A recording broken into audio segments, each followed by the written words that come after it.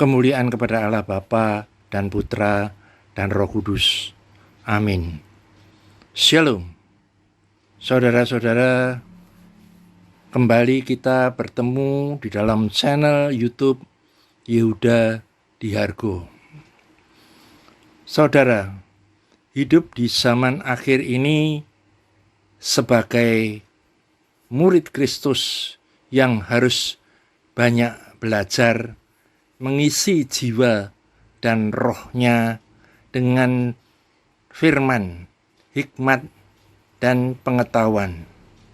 Bukan hanya sebatas beragama, masukkan firman Tuhan yang benar, yaitu Injil Kristus, akan menghasilkan pandangan yang benar untuk mengerti kehendak dan rencana Allah atas hidup manusia.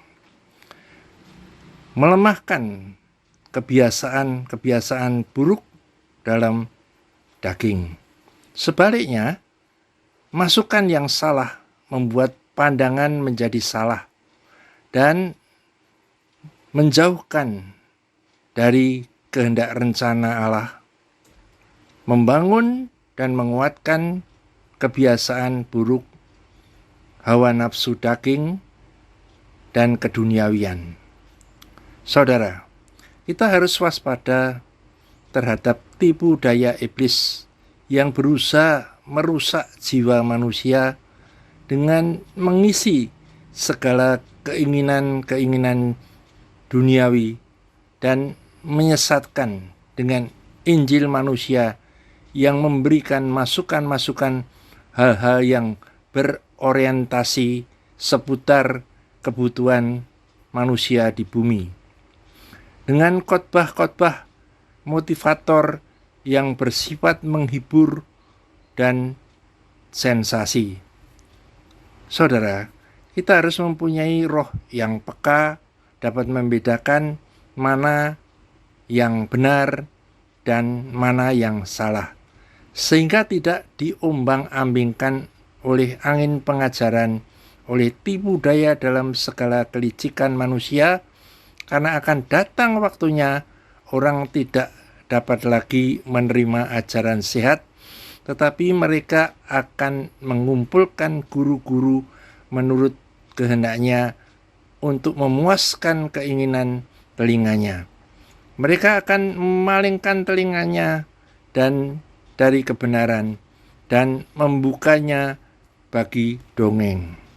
Tetapi kuasailah dirimu dalam segala hal, sabarlah di dalam menderita.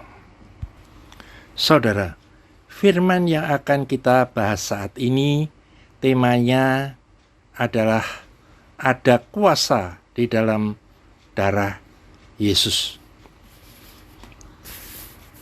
Saudara, pokok bahasan yang masih merupakan rahasia bagi kebanyakan orang Kristen ialah darah Kristus. Namun, Allah tak pernah menyebutkan darah sebagai suatu rahasia. Jadi, saya percaya bahwa Ia menghendaki Anda dan saya mengetahui segala sesuatu tentang manfaat yang menjadi milik kita melalui darah. Apakah kuasa darah itu? Akan menimbulkan revolusi dalam pengalaman Kristen Anda dan menghasilkan akibat yang ampuh atas landasan hidup sehari-hari. Tetapi bahasan mengenai ada kuasa di dalam darah Yesus ini pun bagi orang awam yang belum mengenal kebenaran, dia akan menganggapnya ajaran yang sesat. Tetapi bagi murid-murid Kristus, mengenai kuasa dari darah Yesus itu merupakan suatu kebenaran yang mempunyai kuasa yang dahsyat. Saudara, Mari kita akan melihat di dalam Injil Yohanes pasalnya yang ke-6, ayatnya mulai dari ayat 48. Demikian firman Tuhan. Akulah roti hidup. Nenek moyangmu telah makan mana di padang gurun dan mereka telah mati. Inilah roti yang turun dari surga. Barang siapa makan daripadanya, ia tidak akan mati. Akulah roti hidup yang telah turun dari surga. Jikalau seorang makan dari roti ini, ia akan hidup selama-lamanya. Dan roti yang kuberikan itu ialah dagingku yang akan kuberikan untuk hidup dunia. Orang-orang Yahudi bertengkar antara sesama mereka dan berkata, bagaimana ia ini dapat memberikan dagingnya kepada kita untuk dimakan?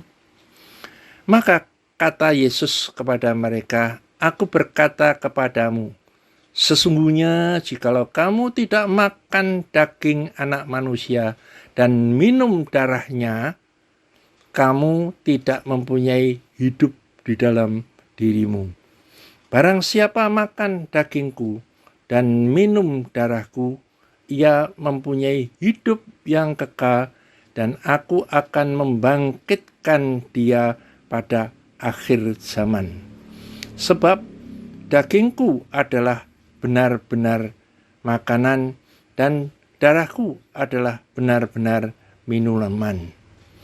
Barang siapa makan dagingku dan minum darahku, ia tinggal di dalam aku dan aku di dalam dia. Sama seperti Bapa yang hidup mengutus aku dan aku hidup oleh Bapa, demikian juga barang siapa yang memakan aku akan hidup oleh aku. Sesudah mendengar semuanya itu, banyak dari murid-murid Yesus yang berkata, perkataan ini keras, siapakah yang sanggup mendengarkannya?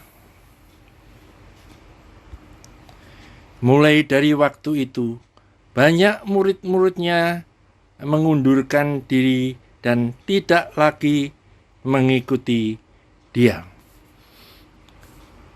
Jadi saudara, seperti yang saya katakan, bahwa orang-orang awam, orang-orang yang belum memahami akan kebenaran Injil Kristus, dia pasti akan menganggapnya bahwa minum darah Tuhan Yesus dan makan daging Tuhan Yesus itu adalah suatu ajaran sesat. Tapi saya percaya, saudara yang akan mengikuti pengajaran firman Tuhan ini, saudara sendiri nanti yang akan dipimpin oleh Roh Kudus untuk memahami kebenaran-kebenaran yang ada di dalam pengajaran ini. Saudara, kita akan memasuki pengajaran. Di dalam pengajaran ada kuasa di dalam darah. Saudara, ada 3 bagian wilayah masalah di dalam diri manusia. Karena manusia itu adalah trinitas, terdiri dari tubuh, jiwa, dan roh. Tubuh kita ini ada masalah mengenai kesehatan, sakit, penyakit, dan kematian. Dalam jiwa ada masalah mengenai tekanan batin dalam pergumulan dan penderitaan di dalam kehidupan. Yang ketiga adalah roh.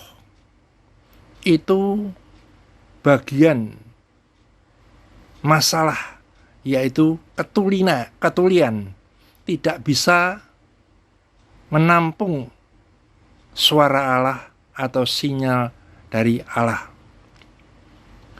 Kalau roh manusia ini tidak dilatih dan dikuatkan oleh firman Tuhan, maka roh ini akan tidak bisa menampung apa yang menjadi kehendak dan rencana Allah. Saudara, tubuh manusia mengandung 5 elemen atau unsur yang kita kenal, ialah hidrogen, helium, dan lithium. Ada 5 hal untuk orang itu bisa hidup, yaitu air, udara, panas, tanah, dan juga mineral, logam. Itu ada di dalam darah. Saudara, debu tanah mengandung material organik dan mineral untuk membentuk sel-sel darah. Jadi manusia itu hidup dari makanan-makanan yang dihasilkan dari tanah. Dan debu tanah adalah media untuk menumbuhkan metabolisme tubuh. Dan debu tanah itu mengandung unsur-unsur kehidupan. Karena di dalam unsur-unsur yang ada di tanah itu mengandung zat-zat nutrisi, enzim, vitamin, dan juga elemen-elemen lain untuk kehidupan. Udara mengandung muatan listrik, partikel-partikel atom, dan juga ion-ion oksigen. Saudara, tubuh kita terbuat dari karbon dan oksigen. Ada unsur mineral logam besi di dalam darah semua. Itu semua dihasilkan dari debu bintang atau stardust. Dan darah dan air adalah unsur kehidupan. Itulah yang keluar dari lambung Tuhan Yesus ketika ditusuk dengan tombak di atas kayu salib, maka keluarlah air dan darah. Saudara, nyawa ada di dalam darah. Di dalam Imamat pasal 17 ayat yang ke-11, demikian bunyi firman Tuhan. Karena nyawa makhluk ada di dalam darahnya, dan aku telah memberikan darah itu kepadamu di atas mezbah untuk mengadakan pendamaian bagi nyawamu, karena darah mengadakan pendamaian dengan perantaraan nyawa. Saudara, bintang adalah bagian dari jagat raya yang diciptakan oleh Roh Allah yang disebut energi murni, esensial baku, dan tanah adalah bagian dari debu bintang. Itulah sebabnya darah manusia di dalamnya tersimpan energi Allah yang punya kemampuan kekuatan yang dahsyat. Demikian juga alam mengandung energi kosmos yang sedang dicari oleh pakar-pakar astrologi untuk mencari daya kehidupan. Saudara, di dalam surat Yohanes 1 pasal yang ke-5 ayat yang ke-8, dan ada 3 yang memberi kesaksian di bumi, roh dan air dan darah, dan ketiganya adalah satu. Disebutkan di dalam ayat ini ada kesaksian, yaitu roh yang diberikan Tuhan melewati napas hidup yang dihembuskan oleh Allah. Air yang diartikan itu adalah firman yang mengandung kuasa, air kehidupan.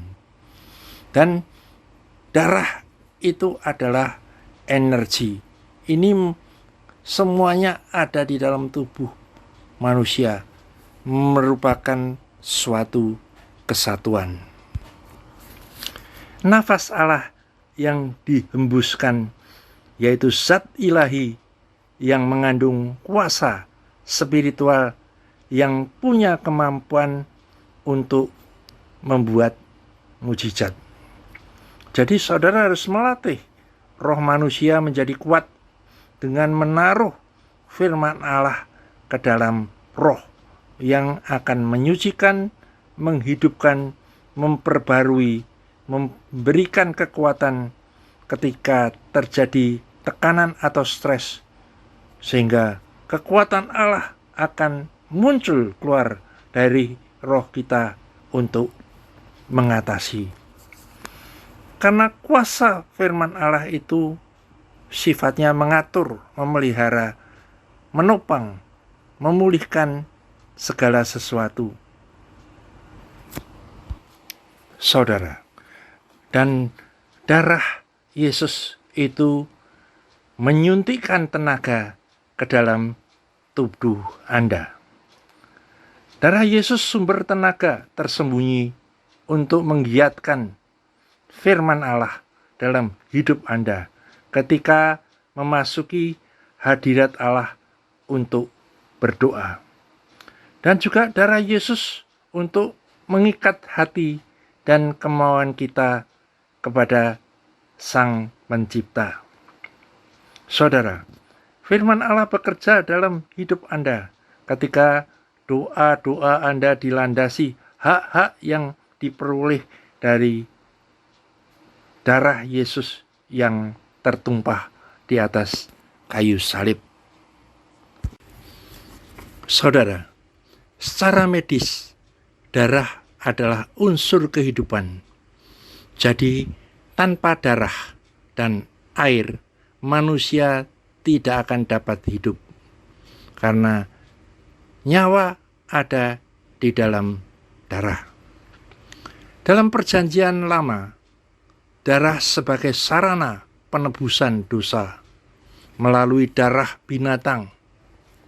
Tetapi darah binatang tidak ada kuasa, hanya sebagai lambang saja.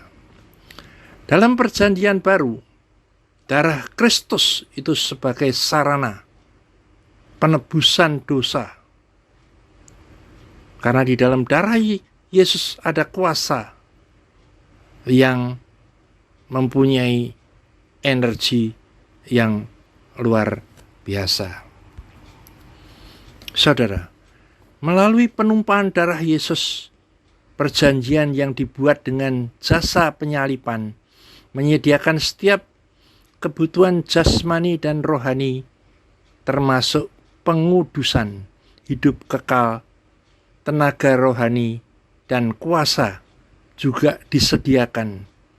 Pertolongan darurat, pelindungan ilahi, dan pendamaian, dan juga hadirat Allah. Saudara, dalam keadaan krisis atau dalam keadaan genting dan darurat, darah kita bertindak cepat mengalirkan dengan deras hormon dan adrenalin kepada otot-otot Anda yang akan menolong Anda dari bahaya. Darah itu sendiri tidaklah bersifat melindungi. Hormon itu merupakan suatu tanda dari perlindungan ilahi yang diterima oleh iman cukup ampuh untuk menolong Anda dari penyakit, kelemahan, dan penderitaan, kesakitan. Tuhan menginginkan iman sepenuhnya terhadap penyediaan Allah melalui darah Yesus, bukan korban yang dihasilkan dari usaha manusia. Dan juga darah Yesus mempunyai suara yang lebih baik. Darah Yesus berbicara kepada Allah untuk kita. Kita lihat di dalam Ibrani pasalnya yang ke-12 ayatnya yang ke-24. Demikian bunyi firman Tuhan. Dan kepada Yesus pengantara perjanjian baru dan kepada darah pemercikan yang berbicara lebih kuat daripada darah Habel. Jadi darah itu bisa memberikan suara yang akan sampai ke tahta Allah. Saudara, darah memeteraikan kontrak iman kita dengan Allah. Dan juga darah Yesus adalah dasar hukum untuk memiliki janji-janji dalam firman Allah, baik berupa perlindungan, penyucian, ataupun suatu hubungan yang akrab dengan Dia. Darah memperlengkapi kita dengan janji-janji Allah. Dan darah juga membantu kita untuk mengalahkan iblis. Karena darah dan firman berjalan sejajar, dua unsur dari perjanjian kita dengan Allah, Anda harus memiliki kedua-duanya untuk mengalahkan iblis. Dan juga karena darah Yesus dan Anda mempunyai firman akan mengukir nama Anda di sorga. Saudara, darah dan air yang keluar dari lambung Tuhan Yesus yang ditusuk oleh tombak itu mempunyai kuasa. Keduanya harus dikerjakan bersama.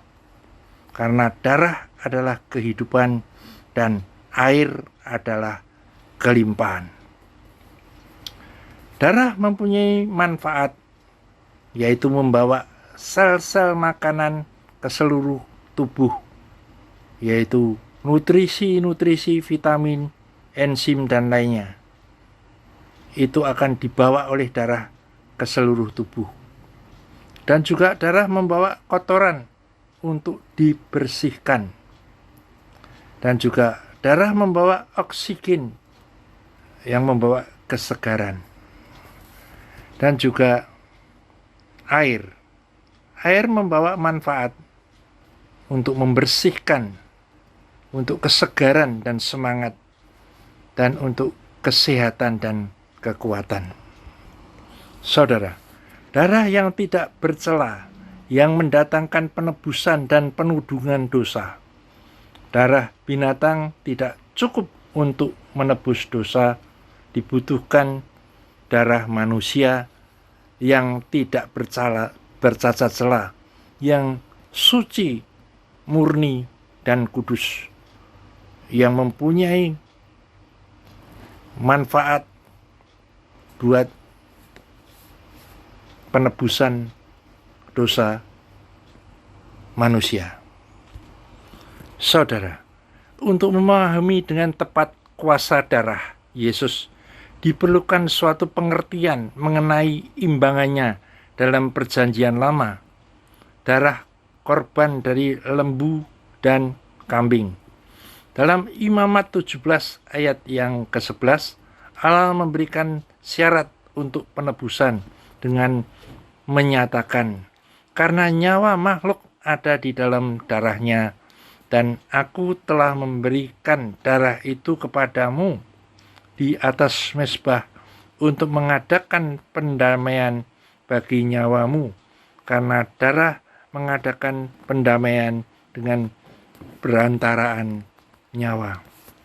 Darah yang ditumpahkan di atas mezbah kematian dari binatang yang tidak bercela, itulah yang mendatangkan penebusan dan penudungan bagi dosa.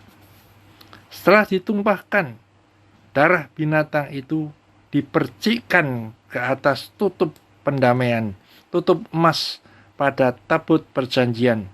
Hadirat Allah ada di atas tutup pendamaian sebagai akibat dari tumpahan darah yang dipercikkan di sana. Itu menurut perjanjian lama. Saudara, karena hukuman untuk dosa ialah kematian, dan kematian binatang sebagai pengganti orang berdosa melambangkan korban utama oleh Yesus untuk dosa umat manusia. Menurut Ibrani 10 ayat yang keempat, darah atau kematian dari lembu dan kambing tidak cukup untuk menghapus dosa. Kematian binatang bukanlah suatu pengganti yang memandai untuk kematian seorang manusia berdosa. Penggantian itu membutuhkan kematian dari suatu kehidupan manusia yang tiada bercacat celah, yaitu kehidupan Yesus. Alkitab menyatakan oleh darahnya kita beroleh penebusan. Itu ditulis dalam Efesus pasal 1 ayat yang ke-7. Untuk memeteraikan penebusan kita setelah kematiannya, Yesus naik ke surga dan melalui darahnya sendiri ia masuk ke tempat yang kudus satu kali untuk seluruh umat manusia dan mempersembahkan dirinya kepada Allah. Ibrani 9 ayat yang ke-12 dan ke-14. Karena kematiannya kita menikmati manfaat, anugerah dan rahmat Allah. Kita menikmati hadiratnya dan kita menyebut diri kita orang-orang Kristen. Iman kepada darah yang tertumpah dari Yesus Kristuslah yang mendapatkan perkenanan kerelaan Allah bagi kita, memberikan kepada kita nama kita yang baru, yang akan terukir di surga. Seringkali sebagai orang-orang Kristen kita hanya memikirkan tentang darah Yesus sebagai alat pembasuh dosa dari hidup kita. Tapi darahnya yang tertumpah itu telah mencapai lebih banyak lagi. Hal yang lebih banyak lagi, itulah yang masih merupakan rahasia bagi banyak orang Kristen. Untuk meraih kuasa yang tersedia bagi kita oleh darah Yesus, saya ingin membandingkan fakta-fakta fisik tentang darah manusia dengan fakta-fakta adikodrati tentang darah Yesus. Sifat jasmani dari darah dan memberikan suatu gambaran yang mengagumkan tentang semua kenyataan rohani yang dapat kita nikmati karena darah yang tertumpah dari Yesus, tabib agung kita. Yang pertama, darah alat penyucian. Selagi darah mengalir melalui jaringan tubuh Anda, ia menyingkirkan bahan limbah dari tubuh Anda. Demikian juga Alkitab menjelaskan bahwa jika mengaku dosa kita, maka Allah adalah setia dan adil, sehingga ia akan mengampuni segala dosa kita dan menyucikan kita dari segala kejahatan. 1 Yohanes pasal 1 ayat yang ke-9. Penyucian itu ampuh. Yesus memperingatkan orang-orang Farisi, "Kamu sama seperti kuburan yang dilabur putih, yang sebelah luarnya memang bersih tampaknya, tetapi yang di sebelah dalamnya penuh tulang belulang dan berbagai jenis kotoran." Matius 23 ayat yang ke-27. Kuasa penyucian darah Yesus membersihkan hati kita dari dalam keluar. Tepat seperti halnya dengan darah Anda mengangkut pergi limbah-limbah dari jaringan tubuh Anda. Demikian darah Yesus yang tertumpah menyingkirkan kenajisan dosa dan kotoran dari hidup kita sehari-hari. Darahnya membersihkan hati Anda dengan sempurna, sehingga Anda benar-benar menjadi sebuah bait Allah. Di bagian dalamnya bersih, tidak seperti orang-orang Farisi yang hanya berpenampilan di luarnya saja, yang disebut Tuhan Yesus sebagai orang-orang yang munafik. Jadi orang Kristen itu harus bersih luar dalam, bukan di bagian luarnya saja yang tampak bersih, tapi di dalamnya penuh dengan kotoran-kotoran dan kenajisan dan dosa-dosa yang masih belum diakui. Yang kedua, darah adalah perbekalan hidup. Darah ialah pusat perbekalan hidup bagi setiap sel tubuh Anda yang berjumlah jutaan itu. Setiap sel dalam tubuh Anda menerima darah baru, hidup baru setiap 50 detik. Saat pemberi kehidupan dari darah terus-menerus membekali tubuh Anda dengan kekuatan untuk melanjutkan kehidupan. Darah Yesus yang tertumpah memberikan kepada kita juga hidup yang berkesinambungan. Barang siapa makan dagingku dan minum darahku, ia mempunyai hidup yang kekal, dan aku akan membangkitkan dia pada akhir zaman. Injil Yohanes 6 ayat yang ke-54. Melalui darah Yesus, Anda sekarang mempunyai suatu perbekalan hidup berkelimpahan, hidup ilahi, kekal yang terbit pada saat Anda dilahirkan kembali. Sejak saat itu, Anda melangkah memasuki suatu kehidupan baru. Kehidupan Allah menjadi kehidupan Anda untuk menunjang dan menguatkan Anda selama-lamanya. Yang ketiga, darah itu pengendali iklim. Artinya, darah yang mengalir di sekeliling atau sekujur tubuh Anda menghangatkan jaringan tubuh Anda dengan suhu sekitar 98,6 Celcius atau Fahrenheit.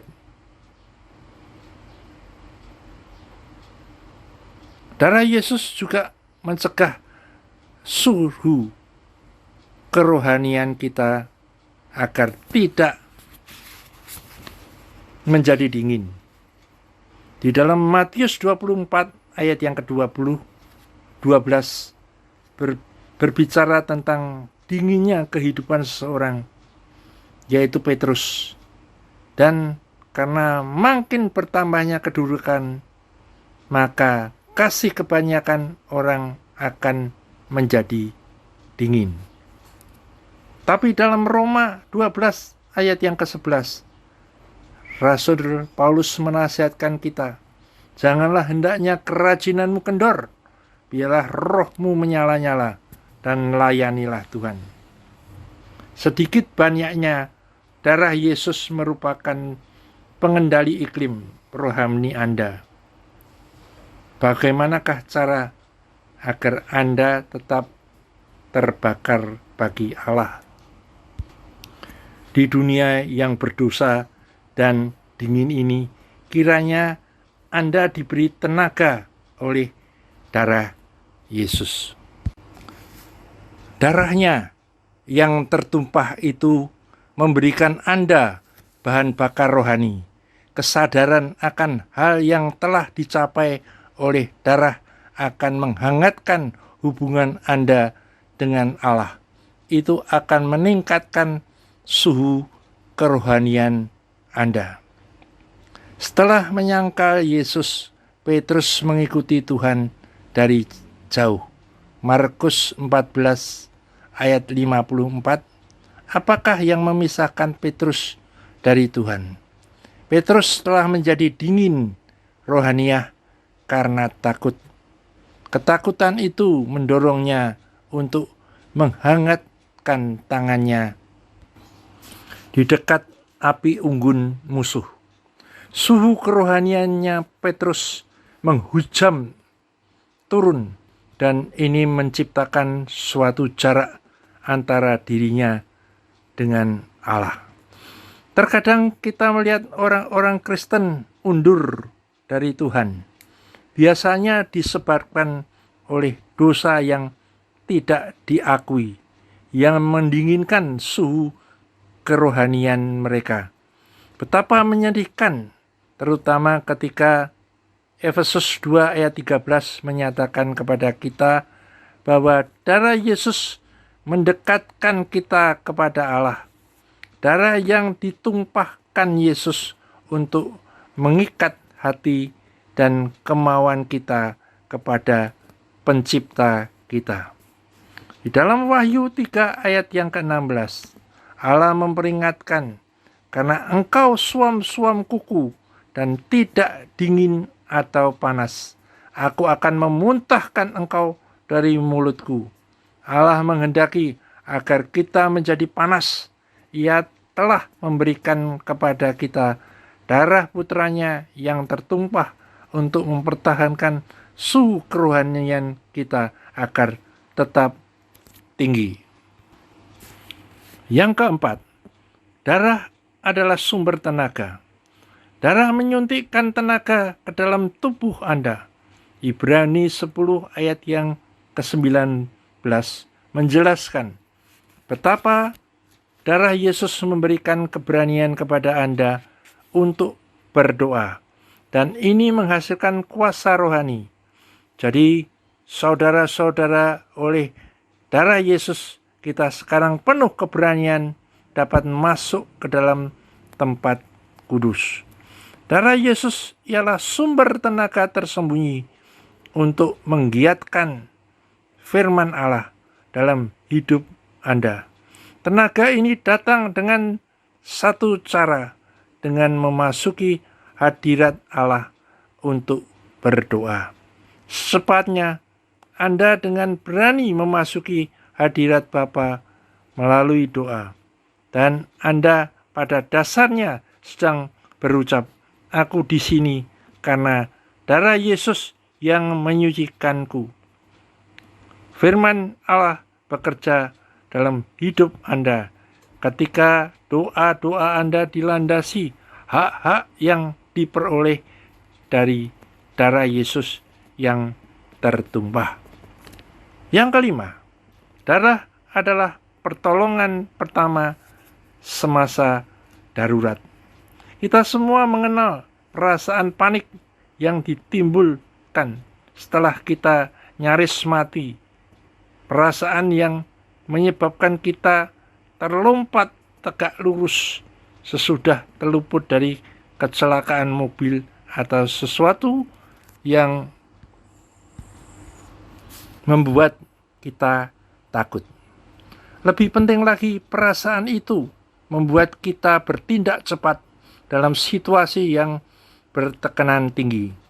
Dalam keadaan darurat semacam itu, ketika kita harus bertindak cepat, darah kita mengalirkan dengan deras hormon dan adrenalin kepada otot-otot yang akan menolong kita. Darah membawa pertolongan pertama semasa darurat kepada tubuh kita. Bila kita menghadapi krisis rohani, darah Yesus juga dapat menyelamatkan kita. Bila kita dilanda hal yang tak terduga, darahnya membuat kita menjadi pemenang rohani. Dalam buku Wahyu, Rasul Yohanes memberitahukan kepada kita cara agar kita dapat memperoleh kemenangan atas iblis dan semua tipu muslihatnya, dan mereka mengalahkan dia oleh darah anak domba. Wahyu 12 ayat yang ke-11. Darah Yesus yang tertumpah telah membinasakan kuasa iblis. Hendaklah Anda menuntut kebenaran ini dalam setiap keadaan rohani yang darurat. Yang keenam, darah adalah patroli keamanan Anda, yaitu yang mengadakan patroli terhadap darah Anda ialah mikroba-mikroba kecil yang senantiasa menyerang penyakit dan kelemahan. Ini memberikan suatu sistem pertahanan yang melindungi. Tepat sebelum melakukan pengungsian meninggalkan Mesir, bangsa Israel mengoleskan darah dari domba kurban di atas ambang pintu rumah mereka. Darah memberikan perlindungan untuk anak sulung mereka terhadap malaikat maut. Darah itu sendiri tidaklah bersifat melindungi, namun itu merupakan suatu tanda dari perlindungan ilahi yang diterima oleh bangsa Israel oleh iman mereka. Darah Yesus yang tertumpah ialah kepastian dan tanda perlindungan ilahi. Patroli keamanan Anda ini mungkin tak terlihat pada mata lahiriah, tapi oleh iman kepentingannya cukup ampuh untuk membela Anda dari penyakit, kelemahan, atau penderitaan apapun yang dibawa iblis untuk Anda. 7. Darah adalah pendamai dan wasit. Penggumpalan ialah salah satu tugas terpenting dari darah Anda. Kata penggumpalan sebenarnya berarti pengumpulan atau pengetatan. Bila darah Anda mengetat di luar sebuah luka, ia membentuk suatu kerompeng atau kerak atas kulit Anda. Kalau bukan karena penggumpalan, Anda akan kehilangan darah Anda melalui luka itu. Tentu saja, jika Anda kehilangan terlampau banyak darah, Anda akan mati, karena kehidupan atau nyawa makhluk itu ada di dalam darah. Segi tugas darah itu memuat seluruh pengertian baru dalam terang dari Kolose pasal 1 ayat 20 yang berbicara tentang Kristus. Oleh Dialah Ia memperdamaikan segala sesuatu dengan dirinya, baik yang ada di bumi maupun yang ada di surga, sesudah Ia mengadakan pendamaian oleh darah salib Kristus. Kata mendamaikan dalam ayat ini pada dasarnya berarti serupa dengan penggumpalan. Memperdamaikan berarti mengumpulkan. Kita diperdamaikan atau dikumpulkan dengan Bapa ketika Yesus menumpahkan darahnya untuk menyingkirkan dosa-dosa kita. Kita menjadi rekan sewaris dengan Kristus dan berdamai dengan Allah.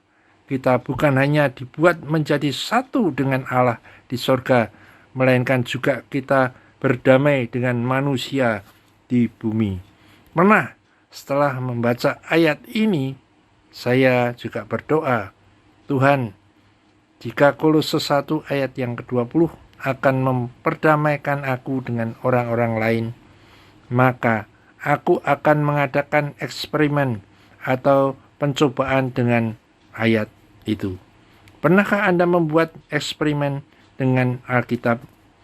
Saya rasa tidaklah keliru untuk mengatakan, Tuhan, aku akan mengadakan percobaan dengan sabdamu untuk menyaksikan cara kerjanya.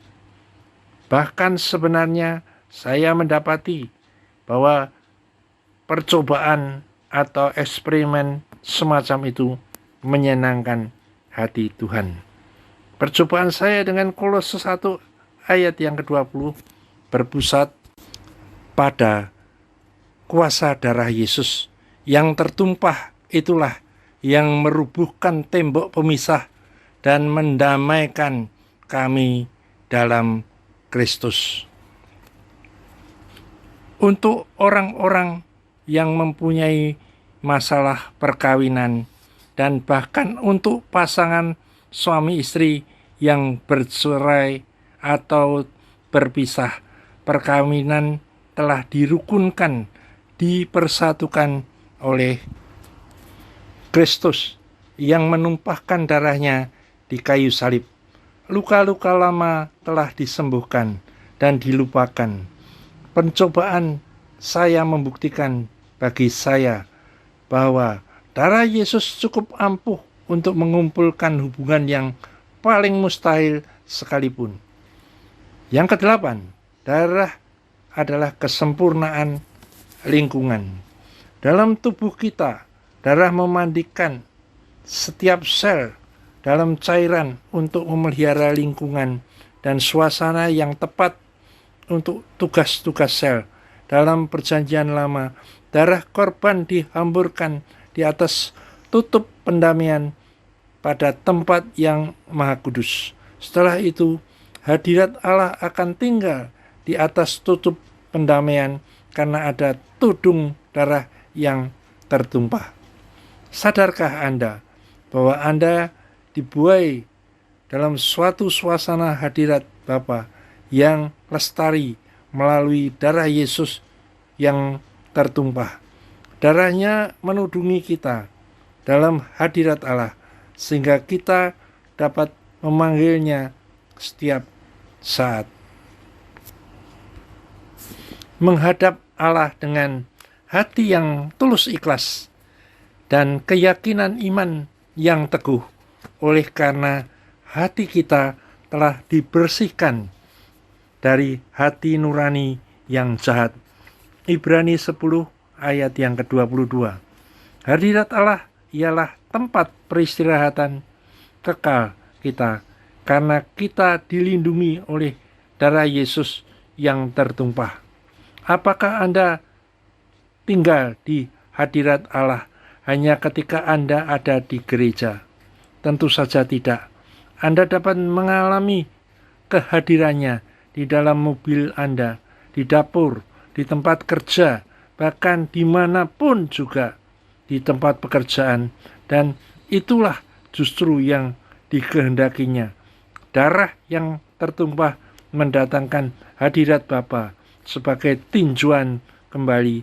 Ada 8 sifat darah Yesus yang tertumpah, yaitu 1. Sarana penyucian dari kotoran dosa. 2. Perbekalan pusat yang memberkati kita dengan hidup berlimpah dan kekal dari Yesus. 3. Pemberi pengendalian iklim untuk memelihara hati kita agar jangan menjadi dingin. 4. Sumber tenaga yang menggerakkan dan menguatkan kita melalui doa. 5. Pertolongan pertama semasa darurat untuk menjadikan kita pemenang dalam krisis. 6. Patroli keamanan untuk perlindungan. 7. Pendamai dan wasit yang menyelaraskan hubungan kita dengan Allah dan dengan orang-orang lain. 8. Cara untuk memelihara kita dalam lingkungan sempurna dan lestari dari hadirat Allah. Betapapun mengagumkannya perbandingan antara darah biasa dan darah Yesus yang tertumpah, faedah rohaninya jauh melampaui segala sesuatu dalam alam lahiriah. Darah yang tertumpah sebenarnya adalah tanda dari perjanjian atau kontrak Allah dengan kita. Kepentingannya dalam ditelusuri kembali kepada zaman Adam dan Hawa. Saudara, darah memeteraikan kontrak iman kita dengan Allah. Acuan pertama kepada darah yang tertumpah dalam Alkitab tersembunyi dalam bagiannya yang menyatakan setelah kejatuhan manusia dalam dosa, Allah mengenakan kepada Adam dan Hawa kulit binatang. Darah tertumpah untuk menyediakan tudung bagi Adam dan Hawa. Dengan berbuat demikian Allah membuat penebusan atau tudung bagi dosa mereka. Sejak saat itu Allah selalu membutuhkan penumpahan darah yang tiada bersalah untuk menudungi dosa manusia. Acuan kedua kepada darah ialah korban kepada Allah yang dipersembahkan oleh Habil, putra Adam dan Hawa. Habil seorang gembala mempersembahkan kepada Allah korban seekor anak domba. Kain kakaknya dan pembajak tanah mempersembahkan buah-buahan dan sayur-mayur yang telah ditanamnya. Allah menerima korban Habil, tetapi menolak korban Kain. Dalam bacaan sepintas selalu tentang peristiwa itu, saya merasa Tuhan itu tidak adil. Kain seorang petani dan Habil memelihara binatang. Bukankah justru tepat bila seorang petani harus mempersembahkan hasil tanamannya? Bukan itu persoalannya. Saya menyadari alasan Allah menolak korban Kain, yaitu karena iman. Habil mempersembahkan korban yang lebih baik daripada korban Kain. Roma 10 ayat 17 menyatakan, iman timbul dari pendengaran. Habil telah mendengar firman Allah, dan karena itu ia mengetahui bahwa hanya suatu korban darah yang diterima oleh Allah. Jika Habil mengetahuinya, maka begitu pun juga Kain. Tapi Kain mengabaikan pendengarannya dengan mempersembahkan hasil tanahnya, tanah yang telah dikutuki oleh Allah.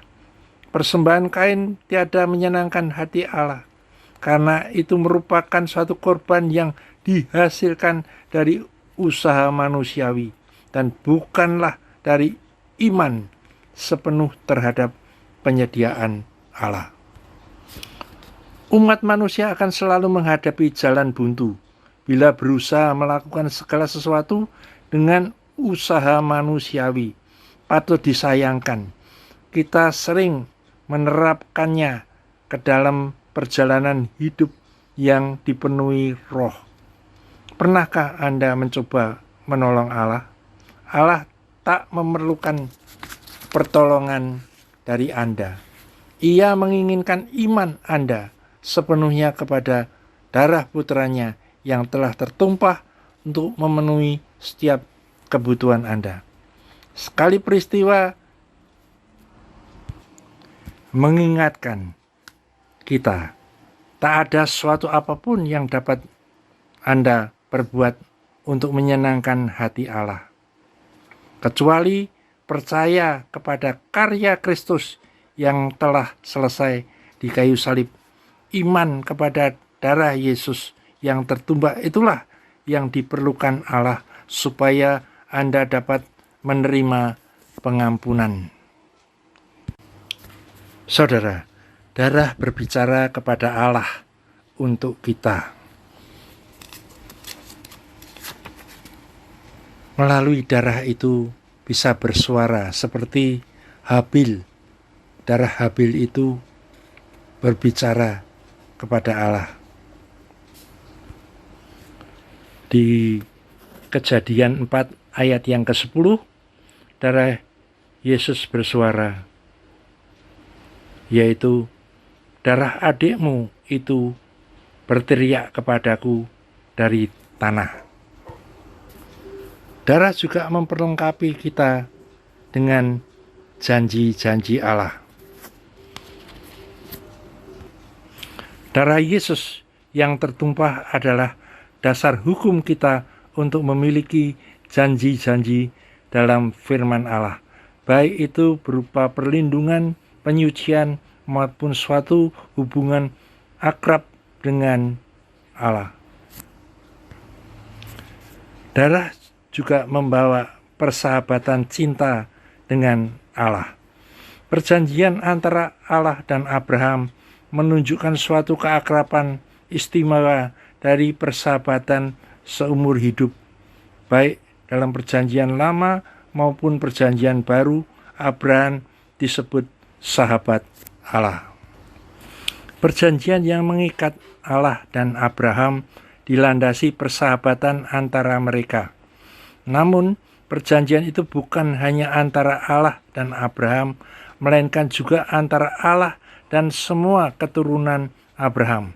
Darah pada hakikatnya menggumpalkan semua keturunan Abraham dalam suatu hubungan perjanjian dengan Allah. Darah membantu untuk mengalahkan iblis. Perhatikanlah betapa darah dan firman berjalan sejajar. Darah mendamaikan manusia kepada Allah dilandasi firman-Nya. Darah dan firman adalah dua unsur dari perjanjian kita dengan Allah. Kita harus memiliki kedua-duanya untuk mengalahkan iblis. Darah mengukir nama Anda di tempat surgawi. Karena darah Yesus, Anda mempunyai firman Allah dan Ia mempunyai nama Anda yang akan diukirkan pada kedua telapak tangannya.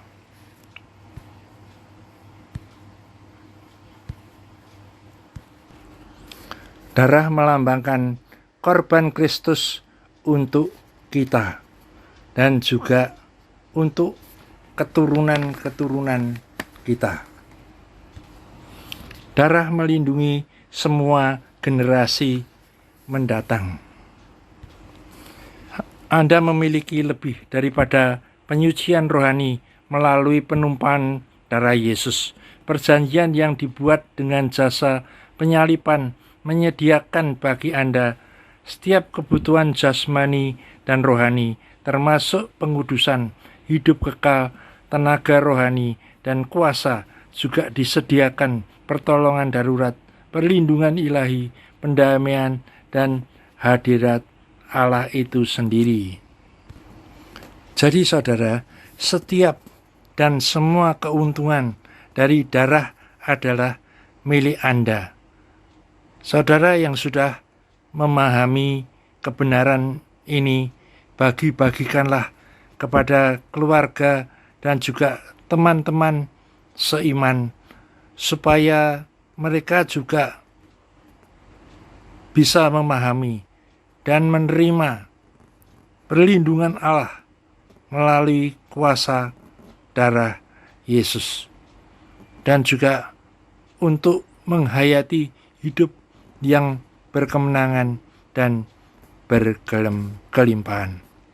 Sekian dulu pembahasan saya mengenai darah Kristus.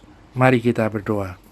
Bapa, kami mengucap syukur kepada Tuhan yang sudah memimpin kami melalui kuasa Roh Kudus-Mu untuk menyelesaikan, untuk kami mendengar suara Tuhan lewat firman kebenaran yang saat ini kami dengar, yaitu ada kuasa di dalam darah Kristus. Kami sangat mengucap syukur kepada Tuhan. Demikian juga kami percaya pemahaman yang akan kami terima ini, kami minta pimpinan bimbingan-Mu, supaya kami lebih lagi mendapatkan pencerahan daripada-Mu, ya Tuhan. Dan juga hamba-Mu sebagai pelayan-pelayan Tuhan yang memberitakan kebenaran. Kami mohon kepadamu pertolongan-Mu, Roh Kudus, untuk membimbing kami, untuk memberikan hikmat-hikmat yang tersembunyi, rahasia-rahasia yang tersembunyi daripada Allah, untuk diberitakan. Hanya kepadamu lah kuasa, daripadamu lah Roh Kudus yang membimbing kami. Kami serahkan segala pujian, hormat, kemuliaan hanya Engkau yang patut untuk menerimanya. Dan kami berdoa di dalam nama Tuhan Yesus, kami mengucap syukur dan telah berdoa. Haleluya. Amin.